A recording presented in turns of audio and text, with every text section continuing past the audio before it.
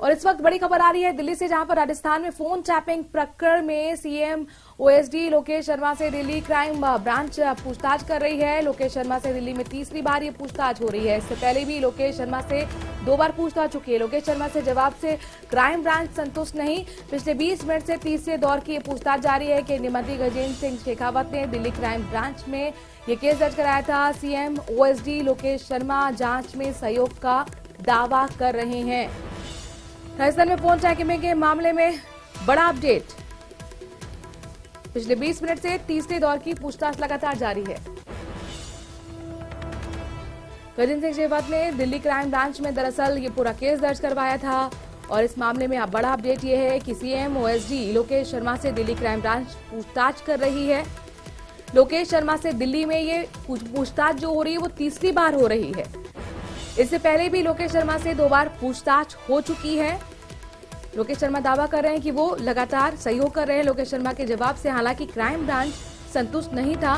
पिछले 20 मिनट से अब तीसरे दौर की पूछताछ चल रही है। राजस्थान में फोन टैपिंग का ये मामला गजेंद्र सिंह शेखावत ने दिल्ली क्राइम ब्रांच में ये केस दर्ज कराया था, जिसको लेकर अब तीसरे दौर की पूछताछ चल रही है। इस बीच एक और बड़ी खबर बीकानेर से है, जहां पर क्रय विक्रय सहकारी समिति चुनाव को लेकर हंगामा मचा हुआ है। सहकारी समिति के गेट पर तालाबंदी कर धरना दिया जा रहा है। सहकारी समिति से वोट काटे जाने को लेकर नाराजगी। समिति के करीब 1800 सदस्यों के काटे गए वोट। बिना सूचना के वोट काटने को लेकर लोगों में गुस्सा है। आज 9 से लेकर 1 बजे तक ये नामांकन किया जाना था। इसको लेकर अब नाराजगी बनी हुई है।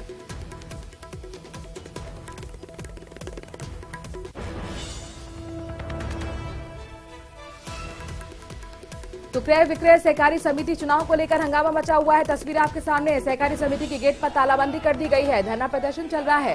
सहकारी समिति से वोट काटे जाने को लेकर ये नाराजगी है। समिति के करीब 1800 सदस्यों के वोट काटे गए। बिना सूचना के वोट काटने को लेकर लोगों में गुस्सा बना हुआ है। 9 बजे से 1 बजे तक नामांकन किया जाना था, लेकिन अब लोग धरने पर बैठ गए हैं। वोट काटे जाने को लेकर ये नाराजगी लोगों के बीच। बड़ी खबर, समिति के करीब 1800 सदस्यों के वोट काटे गए थे और इसी को लेकर लोगों के बीच में नाराजगी है। उनका कहना है कि बिना सूचना के वोट कैसे काटे जा सकते हैं। सहकारी समिति के बाहर इसीलिए हंगामा चल रहा है। 9 से लेकर 1 बजे तक आज नामांकन हो रहा था, लेकिन उससे पहले यहां पर अब ये धरना प्रदर्शन शुरू हो चुका है। क्रय विक्रय सहकारी समिति चुनाव को लेकर ये पूरा मामला, इसमें हंगामा बरपा हुआ है। सहकारी समिति के गेट पर तालाबंदी कर धरना लोग दे रहे हैं।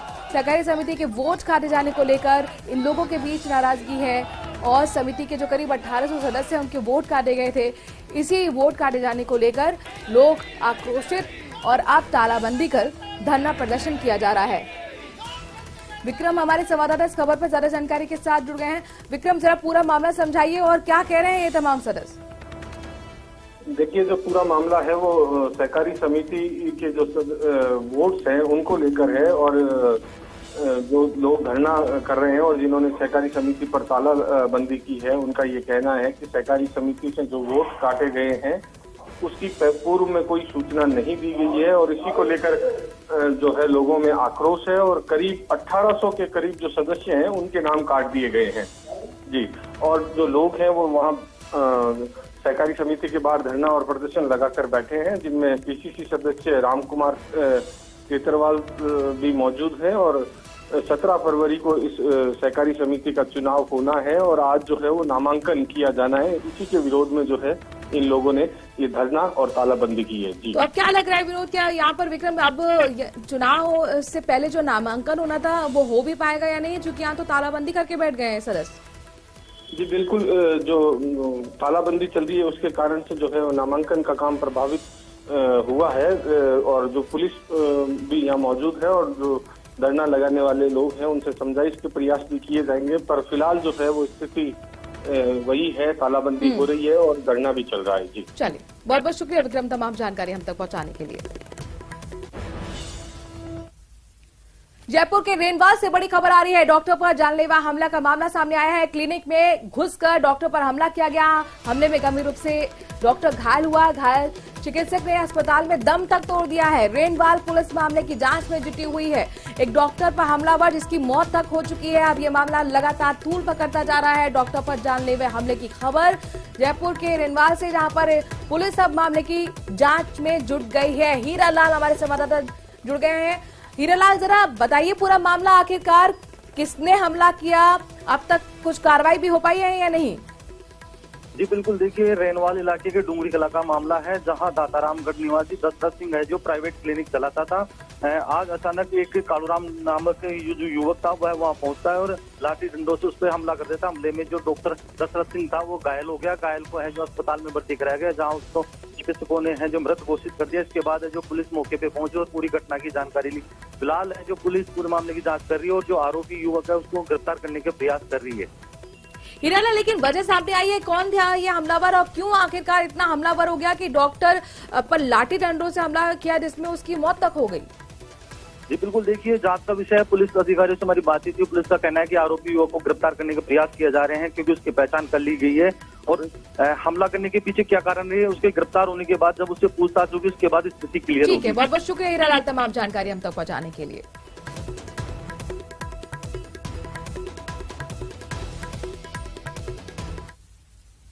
कोटा शहर के चंबल रिवर फ्रंट पर दुनिया का सबसे बड़ा घंटा लगाने की तैयारी पूरी कर ली गई है। इस घंटे को ढालने के लिए जयपुर से 3 टुकड़ों में फाइबर लाया गया था। अब फाइबर को जोड़कर फाइनल फिनिशिंग दी जा रही है। यही नहीं, इस घंटे को बजाने के लिए दुनिया की सबसे लंबी 6.5 मीटर की ज्वाइंट लेस रिंग चेन भी तैयार की जाएगी। इस चेन का वजन 400 किलो होगा। बता दें कि घंटे की जो गूंज है वो 8 किलोमीटर तक सुनाई देगी। और अब तक दुनिया के सबसे बड़े घंटे रूस में हैं, चीन में है। रूस में घंटा बनाते हुए आपको बताएं कि जो घंटा था उसको बनाते समय यहाँ पर एक वाकया भी हुआ, वहां पे टूटा है। अब वहां ऐसे में वहां टूटा हुआ जो घंटा है वही लगा हुआ है। और कोटा का ये घंटा 9.25 मीटर ऊंचा, 8.5 मीटर चौड़ा और 57 टन वजनी है।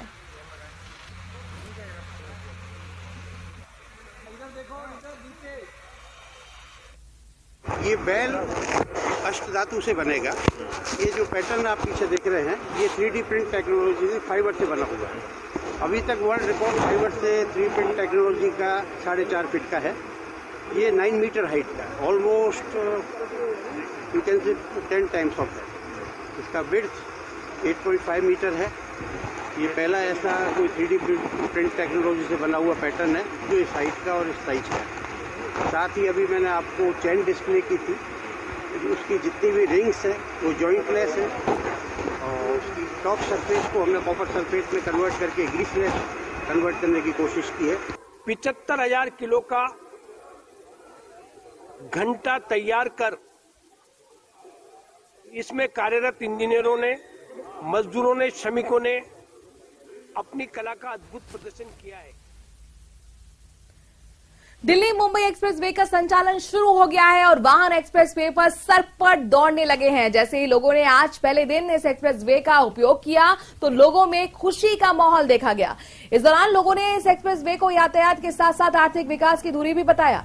आज सफर कर रहे लोगों को दोहरी खुशी उस समय हुई जब इन्होंने अत्याधुनिक एक्सप्रेसवे का उपयोग किया, साथ ही टोल टैक्स भी नहीं लगा। बता दें कि आगामी आदेश तक यहां टोल टैक्स नहीं लग रहा है।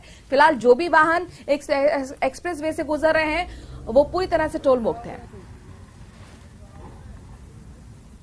रोड बहुत अच्छा है, कोई तरह की दिक्कत नहीं है और जयपुर जा रहा हूँ। कितने टाइम में पहुंच गए यहाँ पर आप?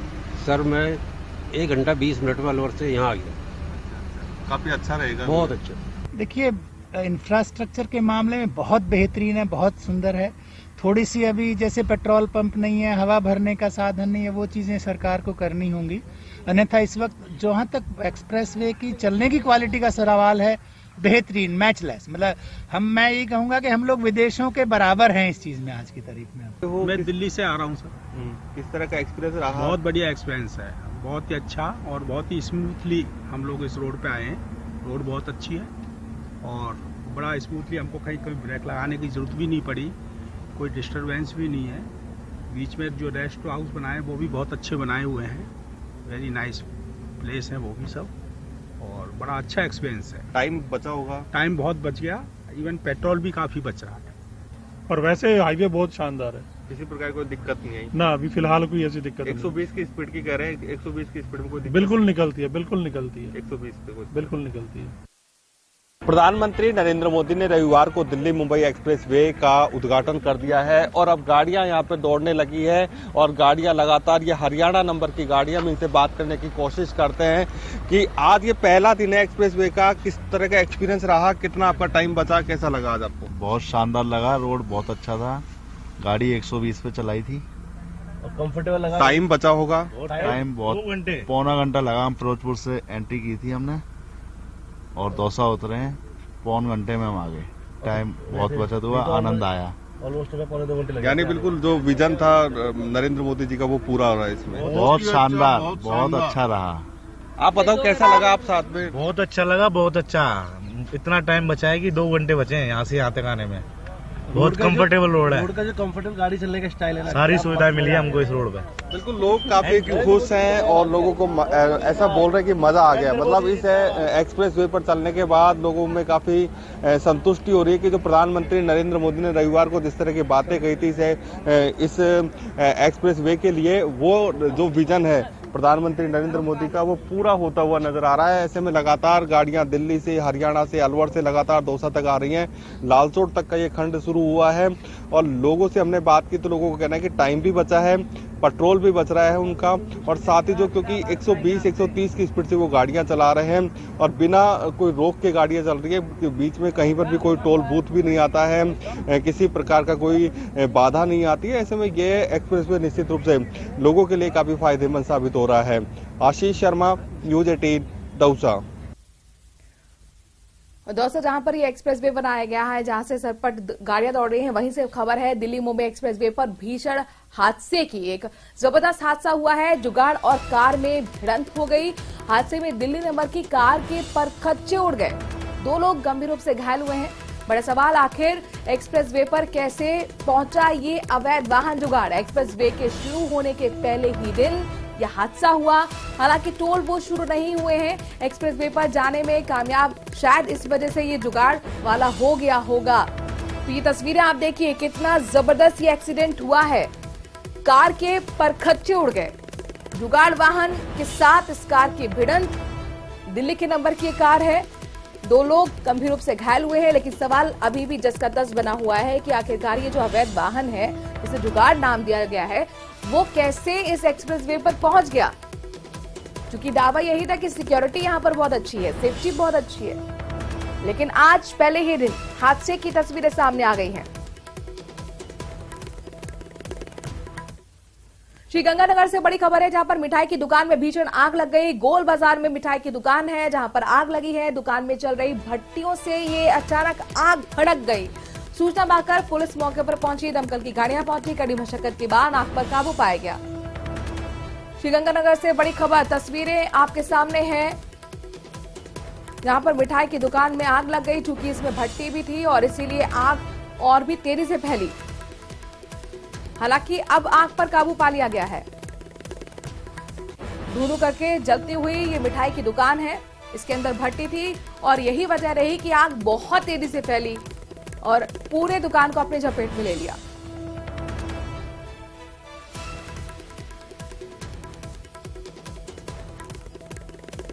जिधर तक नजर जा रही है वहां पर सिर्फ और धुआं ही धुआं नजर आ रहा है। आसमान काले धुएं के गुबार से छाया हुआ। ये मिठाई की दुकान है जहां पर ये आग लगी है। चूंकि इसके अंदर भट्टी थी और इसीलिए आग बहुत तेजी से फैलती रही। हालांकि दमकल की गाड़ियां मौके पर पहुंची, आग पर काबू पाया गया। गोल बाजार में ये मिठाई की दुकान है, जहां पर ये आग का तांडव देखने को मिला।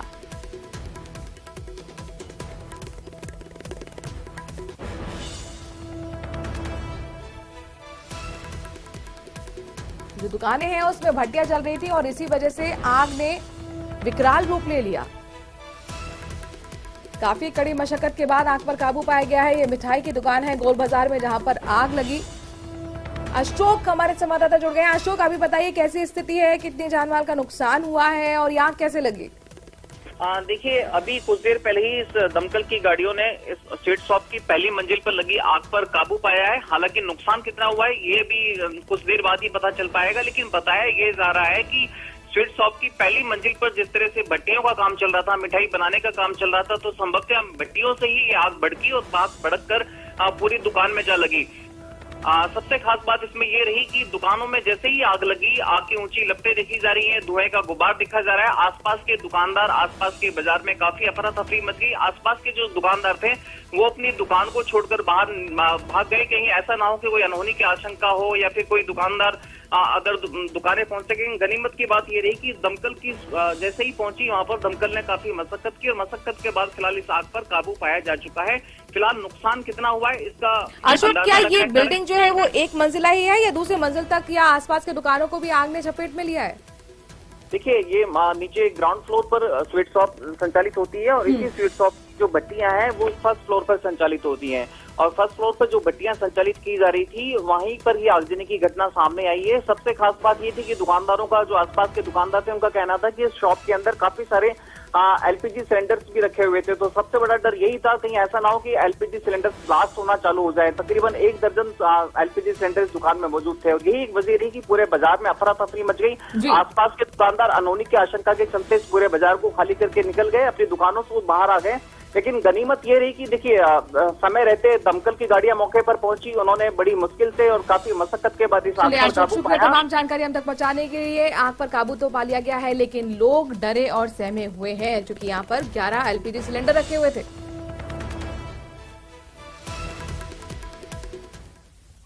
भिलवाड़ा से बड़ी खबर है जहां पर नगर परिषद की बैठक में हंगामा देखने को मिला है। नगर परिषद की साधारण सभा में जबरदस्त हंगामा हुआ। छात्रावास जमीन आवंटन को लेकर यह हंगामा हुआ है। कांग्रेस के पार्षद हंगामा कर रहे हैं। सभी समाज को बालिका छात्रावास देने की मांग यहां पर की जा रही है। कांग्रेस के पार्षदों की तरफ से हंगामा। नगर परिषद की बैठक में जबरदस्त हंगामे की तस्वीरें आपको दिख रही होंगी। राहुल हमारे संवाददाता इस पर जुड़ गए हैं। राहुल, जबरदस्त हंगामा चल रहा है, क्या हुआ? जी, आज नगर परिषद भिलवाड़ा की साधारण सभा बैठक है जहां पे विकास के कार्यों को लेकर, जो विकास के कार्यों के बिंदु होते हैं उनको लेकर चर्चा की जाती है, पास किया जाता है उनको, पूरे विषयों पर चर्चा होती है।